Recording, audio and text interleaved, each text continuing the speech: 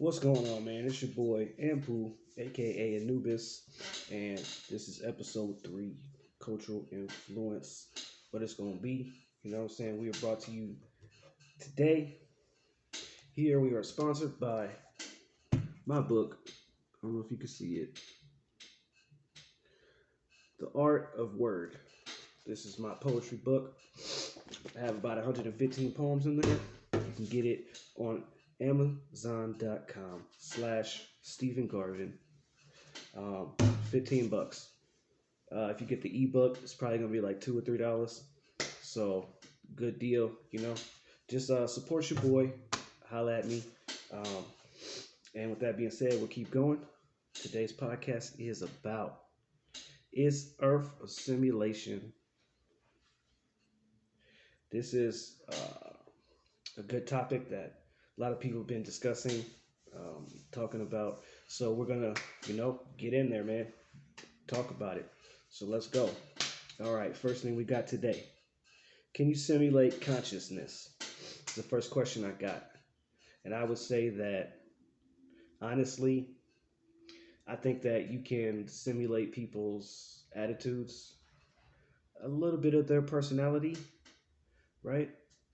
Maybe like the things they like to do and all that. But when it comes to your mind, I feel like that's an endless supply of data, right? Because we're constantly learning things, forgetting things, um, growing as people, seeing different people, getting different ideas. Your consciousness and your mind is constantly becoming new. It's not like one set thing.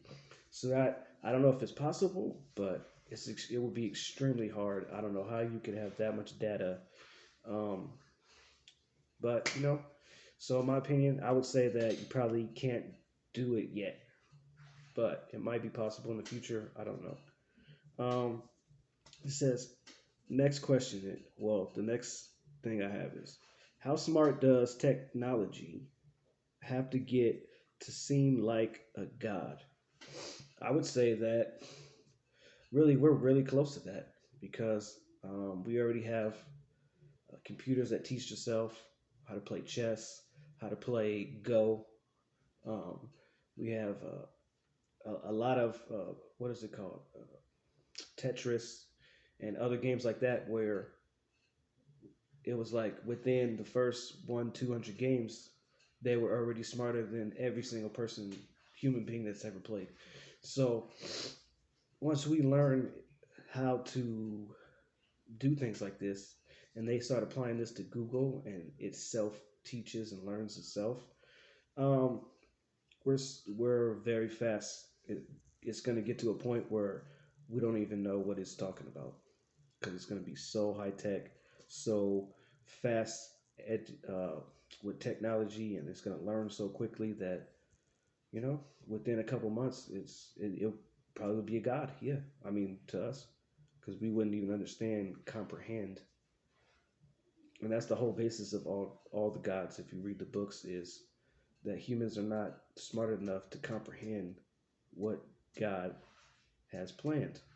So I think that yeah, easily a computer can get to that level eventually. I mean, I don't know how long it's going to take. They probably have one, I don't know, but I would say yes, yes, that is possible. Okay, what kind of simulations can advanced technology or supercomputers create? Um, we already have things like uh, what's that called? Roaming. Free roaming games where their simulations are kind of good. I mean, they still look cartoony. We haven't made it to where it actually looks like a human, but I mean, I'm pretty sure once they get the HD better and they start getting all this stuff way better, then it's gonna look just like me talking right now, and it's gonna look just like your arm's gonna feel like your arm and look like it. So, I mean, that's very possible for that to happen. Um, and as it goes, I would say it's only a matter of time. Will the common man know when it happens? No, you're not going to know because whoever does it, they will be able to put all of us in some sort of simulation. and you could wake up and be in a simulation, and they programmed you to think exactly how you think, so you don't know the difference. That's possible. I mean, that's kind of a scary thing, but I mean, if I am a simulation, then I just want to be happy. You know what I'm saying? So like, I really, you know what I'm saying? That's what you can say on that. The next one, let's see. If they have created multiple Sims, what are the odds of you being in one?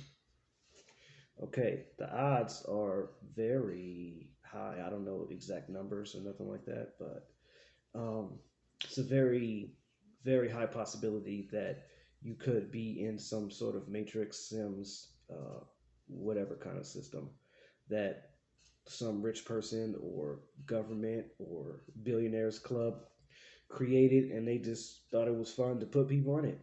I mean, there's a lot of scenarios where this is possible and it can happen, and it's just it's kind of messed up that we're just hearing about this now, right? And it's like, dang, you could have been told me this, which kind of makes you think like, what if they been had it already? I mean, you wouldn't know. You're just learning about it now. Like people are just talking about this in the last 2 3 years. I mean, who knows if they've been had this already? Um, they probably don't. I'm not saying that they do. I hope they don't. But I'm also saying if they did have it, my clearance is not high enough to even know, right? If I even have clearance of anything. But yeah, let me just keep going. All right. The GTA effect. The characters in GTA don't see you as yourself. They see you as the character. So even if you try to tell them, it would be like if a human on Earth told you he was God. Would you believe him? So the GTA effect is basically if you go online, right, and you're playing GTA, you go up to a computer, whatever you call it, one of the people just walking around in the game, right? They have people walking around the city. They're programmed to just do little stupid things, right? If you walked up to one of them and told them, "Hey, you're inside of a PlayStation, and this is not really me. I'm controlling this robot person of myself," they wouldn't believe you. They see themselves. The characters in GTA see themselves as real people. That's the life that they know. They don't know that once you turn the game off, they're just inside of a disc or inside of your PlayStation until you decide to turn it back on. They don't know that. So you couldn't tell them that. It'll be the same, just like if I walked up to you and said, "Hey, I'm not really Anubis. I'm controlling Anubis, and he's a bot, and I'm really God." You would look at me and be like, "Well, what? You sound dumb, right?" But that could possibly be true, right? That somebody is just controlling my movements, and I think I'm doing this, but really somebody's making me do this. I don't know, you know. That's called the GTA effect, um, and that's very possible. Like we said, technology is going further and further, and you know, we're just we're basically monkeys with smartphones. I mean, how much can you keep up with that, right? You could pretend like you understand it, no, but there's probably like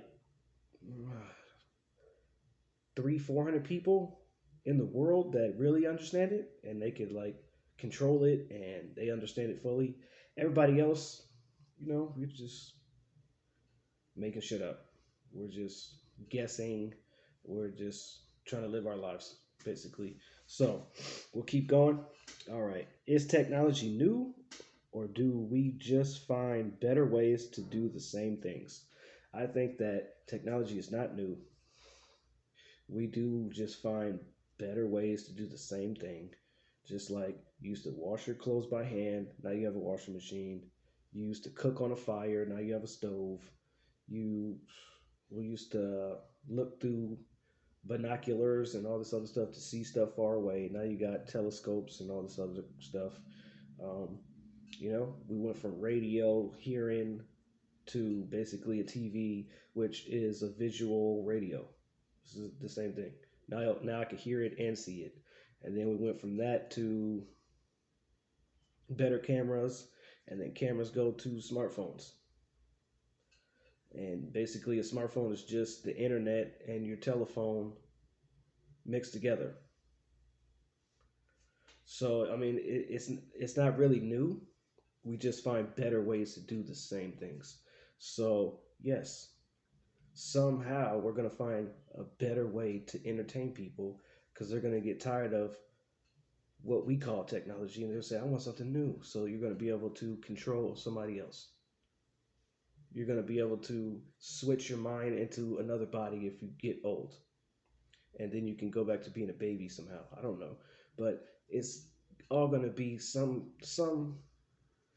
type of video game, some type of virtual reality, some kind of augmented, and you're gonna be able to reset yourself and all this other stuff. I mean, obviously, none of us will be alive. It'll probably be 100, 200 years from now. I mean, who knows? Another computer, an AI computer, can create this. You know, and that's the good thing about technology, and also the scary thing about technology is there's a endless ways that we can basically imagine and use it. So you can use it in infinite ways that are good and infinite ways that are bad. Stuff that can make the world the best place on earth, but also destroy it and blow it up in 1 second. So I mean, we just have to take the good with the bad, and hopefully it doesn't get too bad with technology, and we can just somehow have fun and live. But we know how humans are, and we know how the world is, and that's the scary part. Because who knows? Well, I mean, what if Hitler had AI technology, and he had simulation, you know, powers back then? What would happen?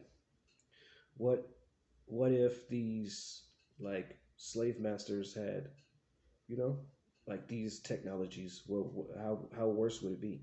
But then you could also say, what if Martin Luther King could use the AI to, you know, be in 10 million houses at the same time when he was doing speeches and stuff like that? It would be better also.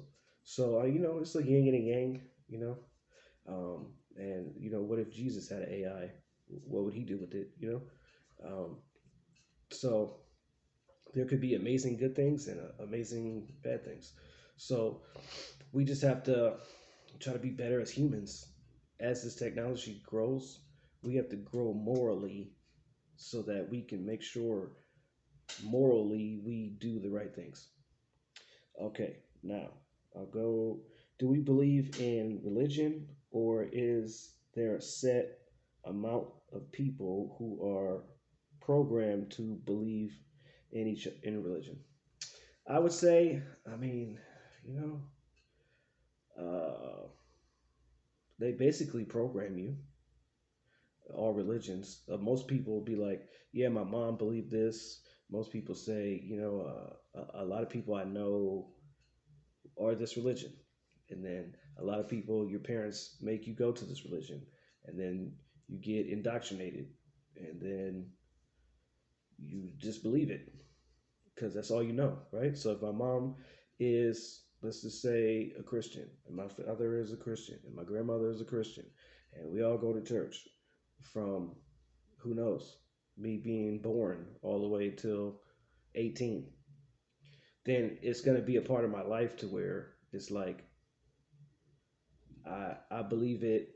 All my friends do, everybody. So it's going to be like ostracizing yourself to just say, "Oh yeah, I don't believe this no more." And you don't know if you're going to lose all your friends. You don't know if everybody's just going to not talk to you no more.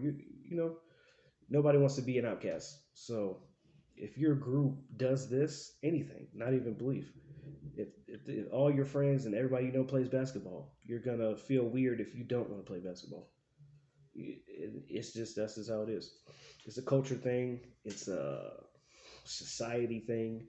So I wouldn't say that we're programmed, but I mean, it's almost like you are, like people get indoctrinated for real, and it's a society thing, whatever. Um, so I hope we're not programmed, right? If each star and planet had its own sim, then we wouldn't see each other like NBA 2K doesn't see the Grand Theft Auto map or people.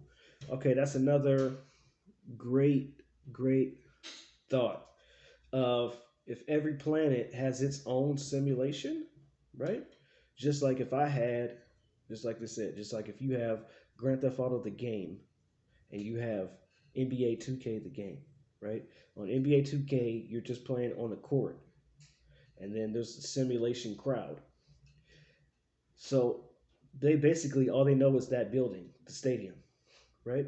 That's all they know is the stadium. They don't know anything outside of that. So they don't know that there's a Grand Theft Auto. They don't know that there's what's these other games, World of Warcraft. They don't know that there's a GoldenEye 007 simulation. They don't all the game the other simulations don't know about each other. So what this person is saying is that each planet could have a simulation, and we can't see it because you're not in that simulation. You're in another simulation. So that's just the I mean, that's possible. Which it could be. Why would you look at space? It just looks dark or whatever. And there's only so far you can see out because your simulation doesn't let you see farther than that. Because there might be something that they don't want you to see further than that. I mean, or it could just be it's too far, right? I mean, that's the simplest way to say it. Is we don't have the tools or any kind of vehicle that can get that far. And your naked eye can only see so far, so you're not going to see past that. I mean, it could be that, it could be a simulation. I mean, the stars could be other programmed wires and stuff that are just lighting up. Who knows, right? But I would say, with all this being said, I don't think the world is a simulation. Um, but then again, I wouldn't know even if it was. I would still be saying I don't think it is because they probably programmed me to say it. So, with that being said, this was, you know, episode 3. Holla at your boy. I'm on Facebook slash Stephen Garvin. You could catch me on Amazon. I got 3 books on there. Amazon.com slash Stephen Garvin. You can catch me on Instagram, Garvin Stephen. You can catch me on YouTube. And just remember, oh yeah, I need you guys to like, comment, subscribe, share. Most of all, subscribe, because I can't do what do you call that? They won't let me do YouTube live because I don't have enough subscribers. So I see a lot of times I got, oh yeah, this many people viewed your video, but then you'd be like, I don't have that many likes. So that means that there's people that are watching your video and they're not subscribing, they're not liking, they're not sharing. So I should have just as many views. I should have that many subscribers. I should have that many people that are sharing. Help your boy out. You know what I'm saying? We out here trying to get the knowledge to the people. The world is not a simulation. And with that being said, rest in peace, Nate Dogg. I made this shirt. I got the custom. Well, I'm getting better at making the shirts. Kind of dope. Rest in peace, Nate Dogg. I made the hat too. Cultural influence. It matches the shirt. So you can hit me up, Gmail, Stephen Garvin, the number 8 at gmail.com. And, we could talk prices or whatever. The cups are coming soon.